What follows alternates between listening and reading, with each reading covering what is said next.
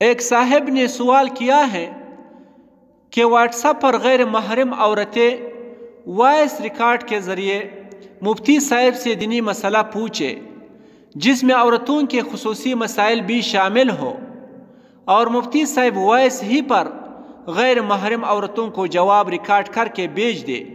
کیا ایسا کرنا شرعی اعتبار سے درست ہے؟ تو اس کا جواب یہ ہے، خواتین کے صوتی پیغام اس کو محفوظ کرنے اور اس ذریعے سے رابطہ کرنے میں کئی مفاسد کا اندیشہ ہے، اس لیے صوتی پیغامات کے ذریعے مسائل کے بیان کرنے سے احتراز کیا جائے، اور عورتوں کو ایسے گروپس میں شامل نہیں ہونا چاہیے۔ اگر ضرورت ہو کہ کوئی اور